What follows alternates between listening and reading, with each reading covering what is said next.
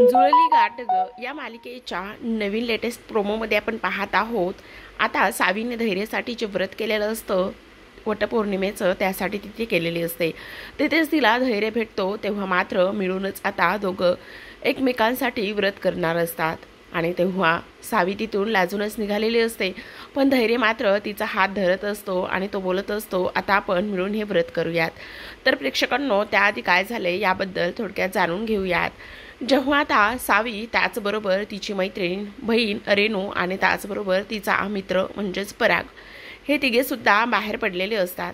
तिघे एका टपरीवरती चहा घेत असतात आणि तेव्हाच त्यांचं लक्ष त्या व्यक्तीकडे जातं ज्या व्यक्तीने कुणाला तरी पेढा भरवला होता, तो म्हणजेच की कुस्तीच्या स्पर्धेच्या वेळेस.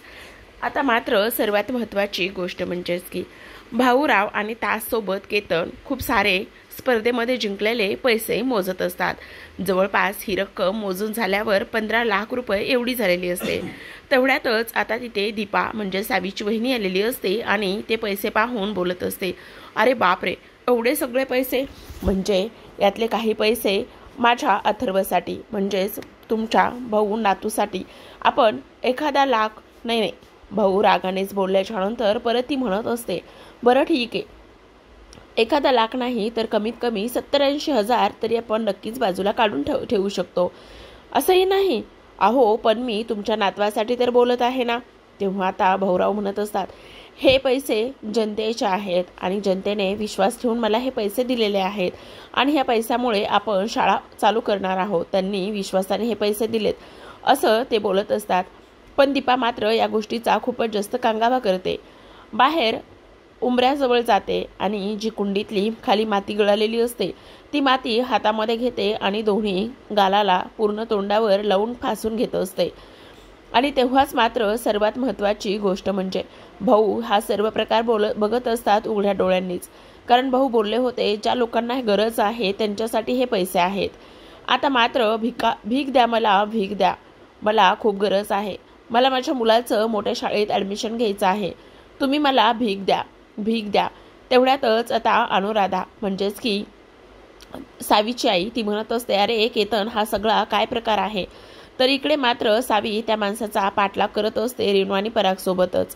कारण तो माणूस कुठे जातो, काय करतो, कोणाला भेटतो आणि आपण त्याला शोधलंच पाहिजे. आणि जोपर्यंत आपण त्याला शोधत नाही तोपर्यंत शांत बसायचं नाही. कारण त्या स्पर्धेमध्ये याचाच खूप मोठा हात होता. नेमका हा माणूस कोण आहे असंच आता सावी रेणूला सगळं काही सांगत असते. आणि इकडे मात्र जी काही दीपा आहे तिने अख्खं घर डोक्यावर घेतलेलं असतं. भीक द्या म्हणत असते. तेव्हा अनुराधा आणि त्याचबरोबर केतन बाहेर येतात आणि अगं, हे सगळं काही काय चाललेलं आहे आतमध्ये? हो, हा सगळा काय प्रकार आहे? हे असं वागणं अजिबातच बरोबर दिसत नाही. तेव्हा ती बोलत असते, भाऊ म्हणले ते पैशाचे फक्त आणि फक्त उपयोग कोणाला होतील? तर जे गरजू आहेत त्यांनाच ते पैसे मिळतील असं ते बोललेले असतात. आता मात्र इकडे भास्कर, विलास आणि त्याच सोबत सर्वात महत्त्वाचं म्हणजे दामिनी, हे तिघे सुद्धा भाऊरावांच्या घरी आलेले असतात. भाऊराव नाईक यांच्या घरी ह्या तिघांना पाहिल्याच्या नंतर खरं तर सर्वांना खूपच मोठा धक्का बसलेला असतो. आणि त्याचसोबत आता इथे जी काही दीपा आहे, दीपाने हे सगळं काही नाटक इथे केलेलं असतं आणि त्यामुळेच आता पुन्हा एकदा त्या लोकांना हा असं सामोरं जावं लागणार असतं. आता मात्र इथे तुम्ही कशा, हा प्रश्न भाऊराव नाईकांनी विचारलेला असतो. आम्ही इथे कसे म्हणजे 6 जमिनींचे पैसे तुमच्या घरामध्ये आलेले आहेत आणि तेच आम्ही परत घेण्यासाठी आलेलो आहोत. पण मात्र भाऊराव म्हणत असतात, ते पैसा जनतेचा आहे, त्याचसोबत जनतेच्या कल्याणासाठी आणि सर्वात महत्त्वाचं म्हणजे या गावामध्ये शाळा उभारण्यासाठी तो पैसा वापरला जाणार आहे. आता मात्र सावी आणि रेणू त्याचबरोबर पराग पाठलाग करत असणारी व्यक्ती फोनवर बोलत थांबलेली असते आणि त्याचबरोबर बॅग कुठे ठेवलेली आहे, मी अर्ध्या रस्त्यामध्ये पोहोचलो आहे, ह्या सगळ्या गोष्टी ती व्यक्ती फोनवर विचारत असते. कारण आता पैशाची बॅग त्याला दुसऱ्या तिसऱ्या कोणी नाही तर दामिनीच्या घरूनच घ्यायची असते. इकडे मात्र अवंती आणि त्याचसोबत नीता खूपच टेन्शनमध्ये असतात.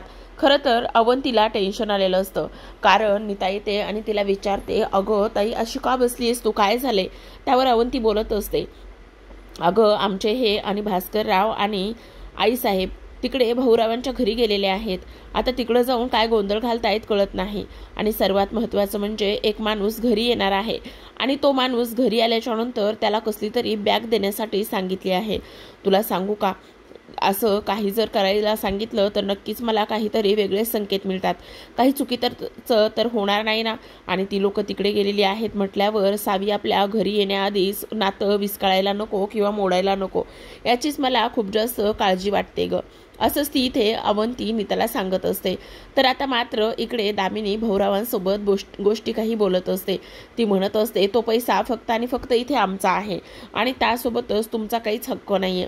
तेव्हा आता त्या पैशावर तुमचा काहीच हक्क नाहीये भाऊराव सांगत असतात. तो पैसा पूर्ण जनतेचा आहे आणि जनतेने पूर्ण विश्वासाने तो पैसा आम्हाला दिलेला आहे आणि तो पैसा आम्ही घरामध्ये ठेवणार नसून त्या पैशाची व्यवस्थित सोय लावणार आहोत. या गावामध्ये शाळा नाहीये आणि ती शाळा आम्ही उभारणार आहोत. पण मात्र दामिनी अजिबातच त्या गोष्टी ऐकत नसते. तिला एकच काम करायचं असतं आणि ते म्हणजेच की आता भास्कर बोलत असतो, अजिबातच नाही, तो पैसा तर आम्ही इथून घेऊन जाणारच आहेत. ए पोरांनो, बघताय काय रे, उचला बरं तो पैसा, असं दामिनी विलास आणि त्यासोबत भास्करला सगळं काही सांगत असते. इकडे मात्र आता दीपा हे सगळं काही उघड्या डोळ्यांनी पाहत असते. धर मला ना तुला घाल कुत्र्याला, अशीच तिची काहीशी अवस्था झालेली असते. कारण ती भाऊरावांकडे काही पैसे मागत होती आणि त्यात भाऊरावांनी असं सांगितलेलं असतं ज्या लोकांना गरज आहे त्यांनाच हा पैसा पुरवला जाईल. आता मात्र विलास आणि भास्कर त्या पैशाच्या पेट्या बंद करत असतात आणि इकडे मात्र सावी बराच अंतर कट करून गेल्यानंतर हा रस्ता कुठे जातोय तर हा रस्ता धैर्यच्या बंगल्याकडेच जात आहे. म्हणजे हा माणूस धैर्यचाच असेल का किंवा दामिनी मॅडमचाच यांनी काही सांगितलं असेल का. आता मात्र रेणू बोलत असते, अगं तसं काहीच नसेल. तर आता जेव्हा भास्कर आणि विलास त्या पैशाला हात लावत असतात तेव्हाच मागे पाठीमागून आवाज आलेला असतो आणि तो म्हणजेच असतो धैर्यचा. धैर्य म्हणत असतो, 1 मिनिट थांबा. असं म्हटल्या क्षणी आता इथे धैर्य कसा हा प्रश्न त्यांना पडलेला असतो. आणि धैर्य तू इथे काय करत आहेस असं विचारल्यावर धैर्य म्हणत असतो, मग मी आणखी कुठे असायला हवंय, मी बरोबर ठिकाणी आणि योग्य त्याच वेळी इथे आलेलो आहे. तुम्हाला कळतंय का तुम्ही काय करत आहात, त्यामुळे मला इथे यावं लागलेलं आहे. तेव्हा भास्कर बोलत असतो, हे सगळं तू शांत बस, तुझा याच्याशी काही संबंध नाहीये आणि तू ह्या गोष्टीमध्ये या भानगडीमध्ये अजिबातच पडू नकोस. तेव्हा धैर्य म्हणत असतो, अरे दादा तू काय करतोयस हे, आणि तो पैसा आपला नाहीये. तेव्हा आता भास्कर बोलत असतो, तू जर त्यांच्या बाजूने खेळला नसतास तर हा पैसा सगळा आपल्या घरी आला असता आणि तुझी हिंमत कशी झाली त्यांच्या बाजूने खेळायची, त्यावेळेस आम्ही काही बोललो नाही. तेव्हा आता धैर्य बोलत असतो, मी कुठल्या पक्षातून किंवा कोणाच्या बाजूने खेळलो नाही, तर मी एक पैलवान आहे आणि एक गडी म्हणूनच मी तिथे खेळलो होतो आणि त्यामुळे तुम्ही हा पैसा अजिबातच इथून घेऊन जाऊ शकत नाही, हा धैर्य बोलत असतो. आणि तेव्हा मात्र धैर्याच्या तोंडून हे शब्द ऐकल्याच्या नंतर सर्वांना खूपच मोठा धक्का इथे बसलेला असतो. कारण काही जरी झालं तरी सुद्धा तो पैसा फक्त आणि फक्त जनतेचा आहे आणि जनतेच्या वतीने भाऊराव नाईक यांच्याकडे तो सुपूर्द केलेला आहे आणि त्यामुळे मला असं वाटतंय की तो पैसा तुम्ही कोणीच हे करू नये.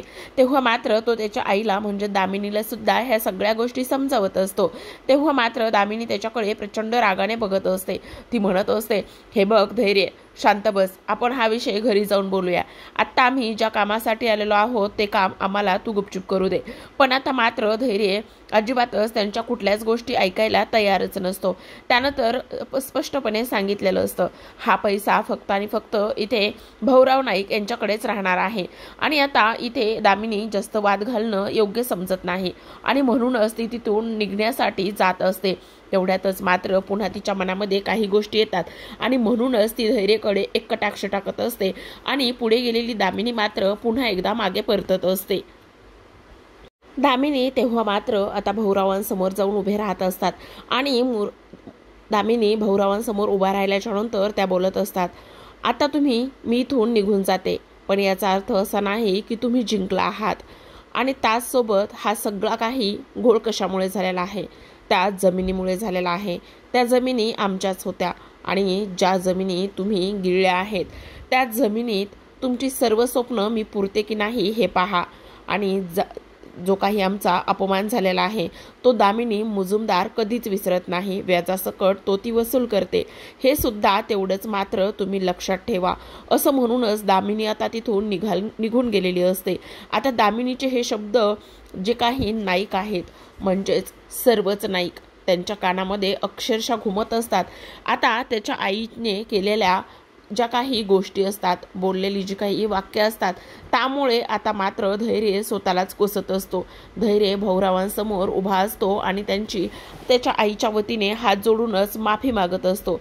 तो म्हणत असतो, माझंच चुकलं, मला माफ करा. मी माझ्या आईच्या वतीने तुमची हात जोडून माफी मागतो. आई असं का वागली ते मला कळत नाही. आणि तेवढ्यातच तो जात असतो, पण त्याचं लक्ष पूर्ण घरावर जातं. आणि तेव्हा तो बोलत असतो, सावी कुठे दिसत नाही. तेव्हा भाऊराव सांगत असतात, ती कोलॅबरेशनच्या कामासाठी गेलेली आहे. आता घरातील नाईक सर्व पैसा व्यवस्थित ठेवतात, तर इकडे धैर्य घराकडे निघालेला असतो. इकडे मात्र ऑलमोस्ट सावीने त्या माणसाला पकडलेलंच असतं. हे तिघे सुद्धा त्याचा पाठलाग करतात. दामिनी मुजुमदारांच्या बंगल्यासमोर तो जातो, पण ह्या तिघांना पाहिल्याच्या नंतर लगेचच तो राईट घेऊन पुन्हा पुढे वळत असतो. आणि तेव्हाच मात्र हे पुन्हा तिघे त्याचा पाठलाग करतात. पाठलाग करत असताना मात्र त्याच्या चेहऱ्याचे फोटो, त्याच्या बाईकचा फोटो हे तिघे सुद्धा काढत असतात.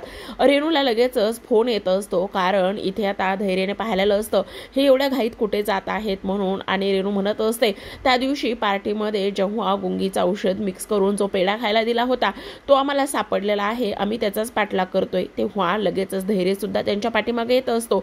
आणि पाठीमागे आल्याच्या नंतर मध्येच गाडीला धक्का लागतो. तेव्हा तो माणूस गायब होत असतो. आता मात्र धैर्य विचारतो, काय झालं, गावला का तो? त्यावर आता नाही ना, तो इथून निसटला. आणि तुम्ही त्याचा फोटो वगैरे काही काढलाय का, असं म्हणता क्षणी आता मोबाईल मधील फोटो धैर्य पाहत असतो. धैर्याने तो फोटो पाहिल्याच्या नंतर मात्र तो बोलत असतो, काही करून याला शोधलं पाहिजे, याला कुठेतरी असं का वाटतंय मी पाहिलं आहे म्हणून. तर प्रेक्षकांनो, तुम्हाला काय वाटतं, दामिनीचा खरा चेहरा आता धैर्य समोर येईल का? तो माणूस दुसरा तिसरा कोणी नसून धैर्याचाच, म्हणजेच त्याच्याच आईचा असेल. ह्या सगळ्या गोष्टींचा उलगडा पुढील काही भागामध्ये आपल्याला पाहायला मिळणार आहे. तोपर्यंत धन्यवाद.